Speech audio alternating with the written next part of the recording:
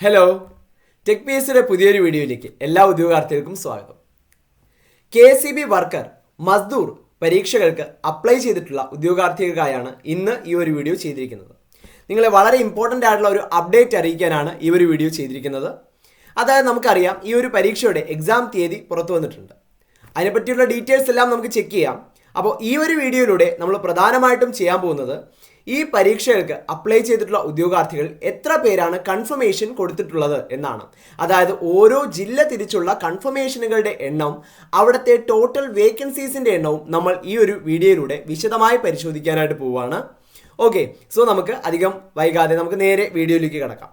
അപ്പോൾ ആദ്യം തന്നെ നമുക്ക് ഈ നോട്ടിഫിക്കേഷൻ്റെ പ്രധാനപ്പെട്ട ഡീറ്റെയിൽസും ക്വാളിഫിക്കേഷൻസും മറ്റും പരിശോധിക്കുമ്പോൾ, category number 21/2026 Kerala state electricity board അഥവാ KSEBയിലേക്ക് ഇലക്ട്രിസിറ്റി വർക്കർ പോസ്റ്റിലേക്കാണ് നിയമനം നടക്കുന്നത്. സ്കെയിൽ ഓഫ് പേ നിങ്ങൾക്ക് 24,400 രൂപ മുതൽ 43,600 രൂപ വരെ പ്രതീക്ഷിക്കാവുന്ന ഈ ഒരു പോസ്റ്റിലേക്ക് 18 വയസ്സ് മുതൽ 40 വയസ്സ് വരെ ഏജ് ലിമിറ്റ് ഉള്ളവർക്ക് അപേക്ഷിക്കാൻ സാധിക്കും. അപ്പോൾ കാറ്റഗറി വൈസ് ആയിട്ടുള്ള ഏജ് റിലാക്സേഷൻ എല്ലാ PSC പരീക്ഷകളിലും എന്ന പോലെ ഈ പരീക്ഷയിലും ആപ്ലിക്കബിൾ ആണ്. അതിനെപ്പറ്റിയുള്ള വിശദാംശങ്ങൾ നോട്ടിഫിക്കേഷനിൽ കൃത്യമായിട്ട് കൊടുത്തിട്ടുണ്ടാവും. ഓക്കെ, ഇനി നമുക്ക് ക്വാളിഫിക്കേഷൻ പരിശോധിക്കാം. അപ്പോൾ ക്വാളിഫിക്കേഷൻ ശ്രദ്ധിക്കുക, നിങ്ങൾക്ക് SSLC SSLC ഉണ്ടായിരിക്കണം എന്നുള്ളതാണ് ആദ്യത്തെ ക്വാളിഫിക്കേഷൻ. ഓക്കെ, അതോടൊപ്പം നിങ്ങൾക്ക് 2 ഇയർ NTC സർട്ടിഫിക്കറ്റ്, അതായത് ITIയിലെ ഇലക്ട്രീഷ്യൻ ഓർ വയർമാൻ ട്രേഡിൽ നിങ്ങൾക്കൊരു 2 ഇയർ സർട്ടിഫിക്കറ്റ് ഉണ്ടായിരിക്കണം എന്നുള്ളതാണ് അടുത്ത ക്വാളിഫിക്കേഷൻ. ഇനി ഈ ഒരു എക്സാമിന് നിങ്ങൾക്ക് ക്വാളിഫൈ ആയി ജോലി ലഭിക്കണമെങ്കിൽ നിങ്ങൾക്ക് കുറച്ച് ഫിസിക്കൽ സ്റ്റാൻഡേർഡ്സ് ഉണ്ടായിരിക്കേണ്ടതായിട്ടുണ്ട്. ഓക്കെ, അത് മെയിലിനും ഫീമെയിലിനും വ്യത്യാസമാണ്. അപ്പോൾ മെയിൽ കാൻഡിഡേറ്റ് ആണ് നിങ്ങളെങ്കിൽ, നിങ്ങളൊരു പുരുഷനായിട്ടുള്ള ഉദ്യോഗാർത്ഥിയാണെങ്കിൽ നിങ്ങൾക്ക് മിനിമം 157.48 സെൻറ്റിമീറ്റർ, അതായത് 5.2 ഫീറ്റ്, ഓക്കെ 5.2 അടിയെങ്കിലും മിനിമം ഹൈറ്റ് ഉണ്ടായിരിക്കണം. ഇതേ കാര്യം ഫീമെയിൽസിലേക്ക്, അതായത് വനിതകളിലേക്ക് വരുമ്പോൾ മിനിമം ഹൈറ്റ് 144.78 സെൻറ്റിമീറ്റർ അഥവാ 4.9 ഫീറ്റ് നിങ്ങൾക്ക് ഉയരമുണ്ടായിരിക്കണം. ഇതൊരു പ്രധാനപ്പെട്ട ഫിസിക്കൽ സ്റ്റാൻഡേർഡാണ്. അതോടൊപ്പം നിങ്ങളുടെ വിഷൻ അത് പ്രോപ്പറായിരിക്കണം, നിങ്ങൾക്ക് നോർമൽ വിഷൻ ഉണ്ടായിരിക്കണം. ഇനി കളർ ബ്ലൈൻഡ്നെസ് അഥവാ വർണ്ണാന്ധത പോലുള്ള കണ്ടീഷൻസ് ഒന്നും, അങ്ങനെയുള്ള അവസ്ഥകളൊന്നും ഉണ്ടാവാനായിട്ട് പാടില്ല. അത് കൃത്യമായി നോട്ടിഫിക്കേഷനിൽ തന്നെ പറയുന്നുണ്ട്, അത് ശ്രദ്ധിക്കുക. ഓക്കെ, ഇനി എക്സാം ഡേറ്റ് എന്നാണ്. എക്സാം ഡേറ്റ് എന്ന് നോക്കുകയാണെങ്കിൽ 30/9/2026, ഓക്കെ 2026 സെപ്റ്റംബർ 30 തന്നെ പരീക്ഷ നടക്കും എന്നുള്ളതും മറ്റൊരു പ്രത്യേകതയാണ്.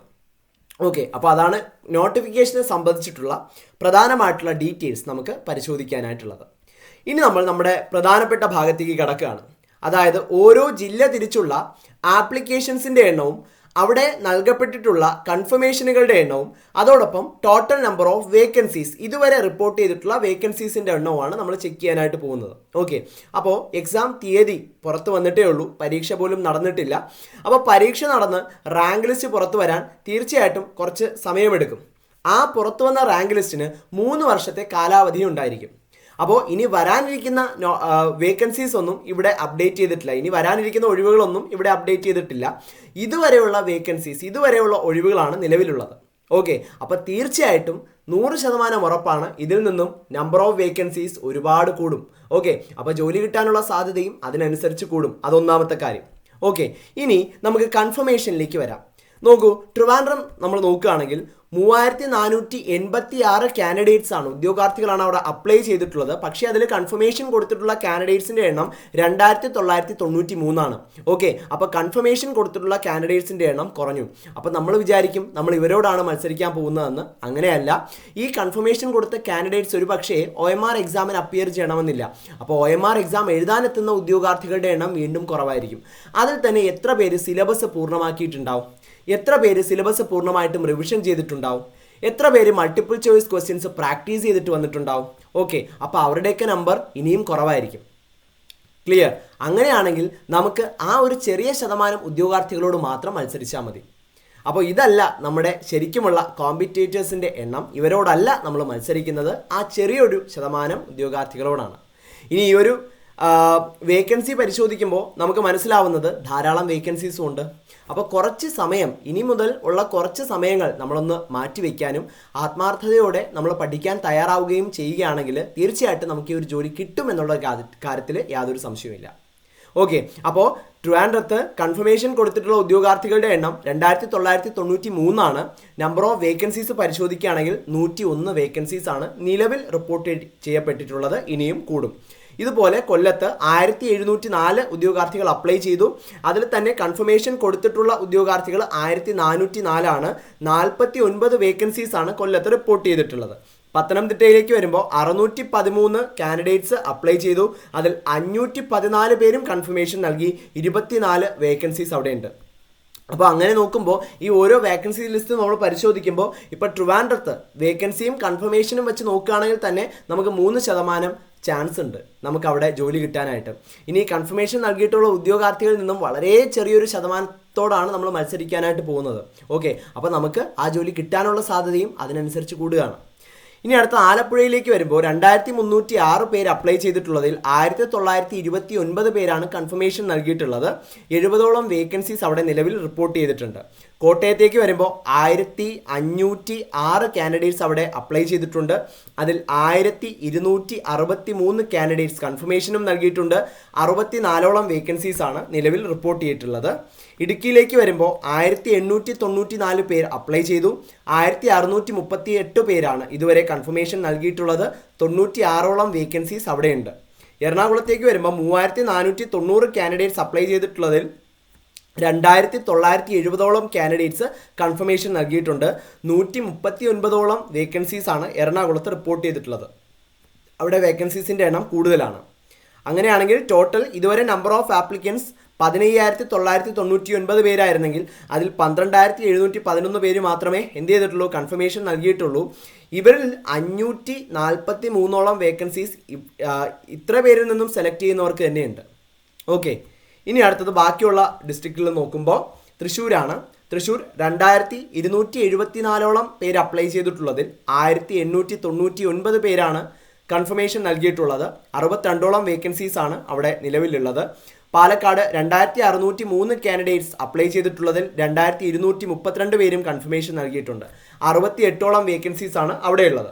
മലപ്പുറത്ത് 2628 കാൻഡിഡേറ്റ്സ് ഉണ്ട്. അവിടെ 2229ഓളം കാൻഡിഡേറ്റ്സ് കൺഫർമേഷൻ നൽകി. 64 വേക്കൻസീസ് മലപ്പുറത്തുണ്ട്. കോഴിക്കോട് 3884 പേർ അപ്ലൈ ചെയ്തിട്ടുണ്ട്. 3340ഓളം കൺഫർമേഷൻ അവിടെ വന്നിട്ടുണ്ട്.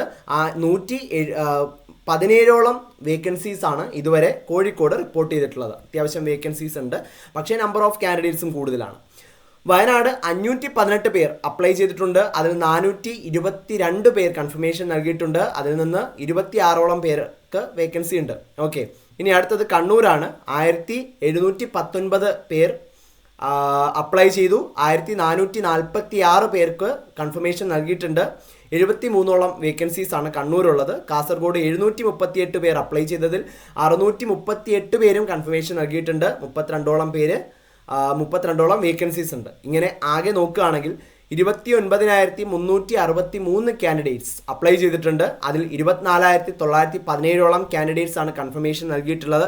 അവിടെ തന്നെ വലിയൊരു കുറവ് വന്നു. ഓക്കെ, ഇനി അടുത്തത് 985ഓളം വേക്കൻസീസ് ആണ് അവിടെ നിലവിൽ റിപ്പോർട്ട് ചെയ്യപ്പെട്ടിട്ടുള്ളത്. ഓക്കെ, അപ്പോൾ ഇതിൽ നിന്നും എന്ത് മനസ്സിലായി? അപ്ലൈ ചെയ്തിട്ടുള്ള എല്ലാവരും കൺഫർമേഷൻ നൽകിയിട്ടില്ല. ഈ കൺഫർമേഷൻ നൽകിയ എല്ലാവരും OMR എക്സാമിന് അപ്പിയർ ചെയ്യണം എന്ന് യാതൊരു നിർബന്ധവും ഇല്ല.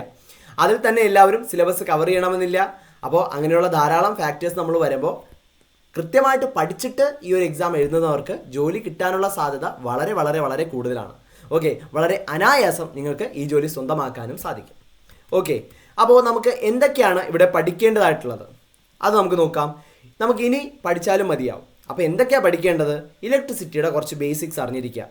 ഓംസ് ലോ, മാഗ്നറ്റിസം, അതുപോലെ alternating current and earthing, DC machines, AC Motors, single and three phase, instruments and transformers, illumination and basic electronics, power generation, transmission. ഇങ്ങനെ 10 മൊഡ്യൂൾസാണുള്ളത്. ഈ 10 മൊഡ്യൂൾസിൽ നിന്നും 10 മാർക്കിൻ്റെ വെയിറ്റേജ് ആണ് നൽകിയിട്ടുള്ളത്. അങ്ങനെ ആകെ 100 മാർക്കിൻ്റെ ഒരു OMR എക്സാം ആണ് നടക്കാനിരിക്കുന്നത് ഈ ഒരു പോസ്റ്റിലേക്ക് എന്നുള്ളൊരു കാര്യം ശ്രദ്ധിക്കുക. ഓക്കെ, അതാണ് മറ്റൊരു പ്രധാനപ്പെട്ട കാര്യം. അപ്പോൾ ഈ ഒരു പരീക്ഷയ്ക്ക് തയ്യാറെടുക്കുന്ന ഉദ്യോഗാർത്ഥികൾക്ക് ഇനി നമുക്കറിയാം സെപ്റ്റംബറിൽ പരീക്ഷ നടക്കാനിരിക്കുകയാണ്. അപ്പോൾ ഇനി ചുരുങ്ങിയ ദിവസങ്ങൾ മാത്രമേ അവശേഷിക്കുന്നുള്ളൂ. അപ്പോൾ ഈ ചുരുങ്ങിയ ദിവസങ്ങൾ മതി, ഇത് ധാരാളം മതി.